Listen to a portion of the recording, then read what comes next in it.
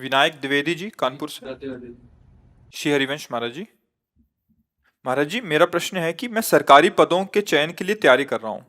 काफी समय से तैयारी में लगा हूँ, लेकिन कभी कभी आत्मविश्वास की कमी और दिमाग में ये संशय आ जाता है कि जो मैं कर रहा हूँ वो सही चयन है या फिर इसमें बदलाव करना चाहिए। महाराज जी, इस परिस्थिति में हम मुझे तो क्या करना चाहिए? हम तो सिर्फ प्रिया प्रीतम भजन भगवत प्राप्ति।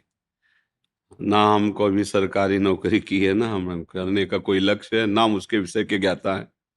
बचपन से भगवत मार्ग में रहे हैं। तो वैसे हमने तो एक बोर्ड में लिखवा रखा है कि आप हमसे प्रश्न केवल परमार्थ का, अध्यात्म का, भगवत मार्ग का करें।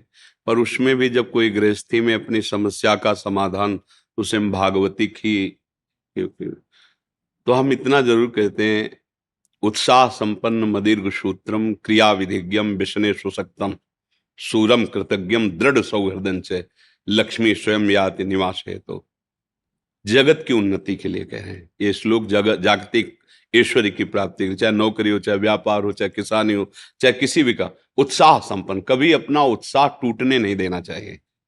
वो तभी नहीं टूटेगा जब भगवान का आश्रय होगा। कर तुम अकर तुम अन्यथा कर तुम सर्व समर्थ मेरे भगवान है। आज मैं यहां हारा हूं तो कल जीत जाऊंगा। उत्साह तभी आपका संपन्न रहेगा जब भगवद आश्रय है। उत्साह संपन्न, हर स्थिति में अपने को कभी निराश नहीं होने देना, कभी टूटने नहीं देना, कभी हारने नहीं देना।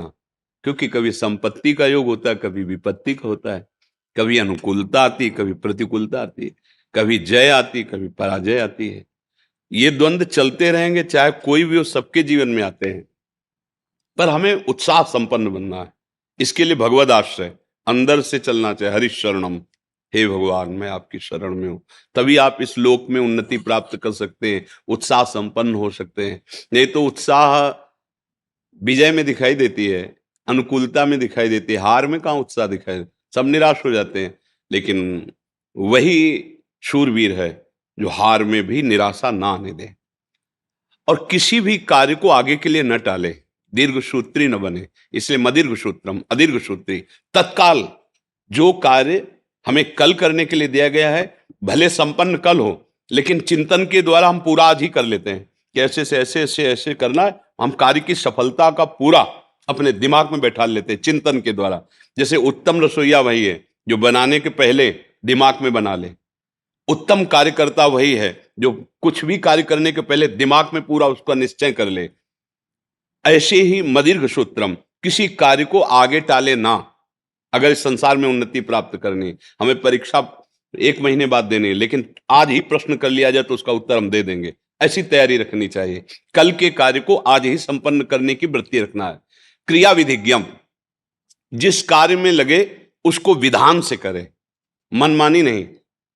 चाहे वो पढ़ाई हो, चाहे वो व्यापार हो, चाहे वो किसानी हो, अलग अलग विधान होते हैं ना। व्यापार का अलग विधान होता है, नौकरी का अलग विधान होता है। अलग अलग जो विधान है, जो सिस्टम है, बिल्कुल ठीक उसके अनुसार आपको ज्ञान होना है। क्रिया विधिज्ञम, और जो कार्य आपको दिया गया है वो एकाग्र होकर करें।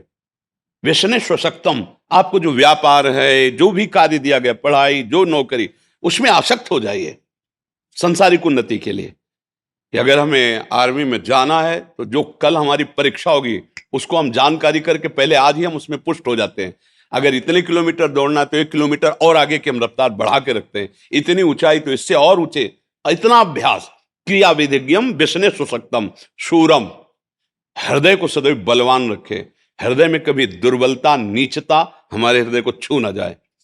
अगर हृदय बलवान रहेगा, आपका संकल्प दृढ़ रहेगा, आपका भाव दृढ़ रहेगा, तो पराजय भी आपकी विजय का हेतु बन जाएगी। शूरम और कृतज्ञम, अगर कोई आपका उपकार करता है तो कभी विश्वासघात न करे, उसका कृतज्ञ रहे। अगर एक बार भी उसने कोई हमें धर्म की शिक्षा दी, हमारे को बचाया, हमारे को वो सत्य मार्ग पर, तो हम सदैव कृतज्ञ रहें। हम ऐसा विश्वासघाती स्वभाव हमारा ना हो। दृढ़ सौहृदय, पूरा परिवार या मित्र मंडली, हम ऐसे आचरण करें कि वो हमें प्यार करे सौहृदय से, कि यार ये तो अपना बंदा इतना विश्वसनीय है, कि अगर किसी भी तो इससे धोखा नहीं हो सकता। अगर ऐसे स्वभाव वाला व्यक्ति है तो जो पद चाहे उसे प्राप्त हो सकता है, भगवान का आश्रय और इन लक्षणों का जीवन में, फिर निराशा नहीं, फिर निराशा नहीं होगी। अगर आप अच्छे आचरण नहीं करेंगे, पाप कर्म करेंगे, तो जो बचे हुए सुकृत हैं वो भी नष्ट हो जाएंगे। अगर जो उन्नति का मार्ग है वो भी पतन के मार्ग में बदल जाएगा। ये कर्म भूमि है ना, हम अच्छे कर्म करें, पतन का नंबर आ रहा है, मान लो पाप का नंबर आ रहा है, तो पतन के लिए गिराने की कोशिश करेगा, लेकिन आपका ये नया कर्म आपको बचा लेगा, आपको उठा देगा। भगवद आश्रय और सत्य आचरण करना, कभी भी निराश ना होना, देखो कहीं पराजय नहीं होगी। और ये बात अच्छे से समझ लो कि दिन और रात जरूरी है।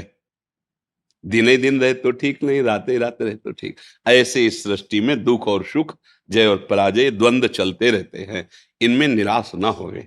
कभी ऐसी भी परिस्थिति आ सकती है कि दुखद ही दुखद वातावरण, फिर भी धैर्य रखे। वो धैर्य वही रख सकता है जो भगवान का आश्रय ले, नाम जप करता है, भगवद आश्रित। इसीलिए कहते चाहे विद्यार्थी हो, चाहे व्यापार हो, करो कुछ भी करो, भगवान का आश्रय ले लो और नाम जप करो, तो तुम्हें बहुत सपोर्ट मिल जाएगा, तुम टूटोगे नहीं। जैसे एक किसान की खेती नष्ट हो गई, उसने आत्महत्या कर दी, विद्यार्थी फेल हो गया, वो आत्महत्या के लिए तैयार। छोटी छोटी बातों में लोग अपने जीवन को नष्ट कर रहे, क्यों? भरोसा अविनाशी का नहीं है, प्रभु का नहीं है, बुद्धि में अध्यात्म का ज्ञान नहीं है। इसलिए पार्थिव भोगों के नाश होने पर, जिनका नाश होना सत्य है, वो नष्ट होंगे ही, उसमें हम अपने को नष्ट कर देते हैं।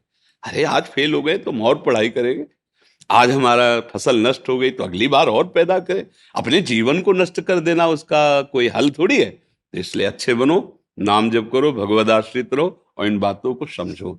हमारा उद्देश्य आप लोगों से बात करना, भगवान का चिंतन, भगवद वार्ता, सत्य मार्ग में चलना है। तो क्या है, हमें संसार का तो ये ज्ञान है नहीं, क्योंकि हम गए ही नहीं संसार मार्ग में, बचपन से इधर चले। तो हम शास्त्र के अनुसार तो बोल सकते हैं। अब आप किसी ऐसे विषय संसारी, तो हम गए नहीं, हम उसको जानते ही नहीं, तो कैसे उस विषय पर बोले जी।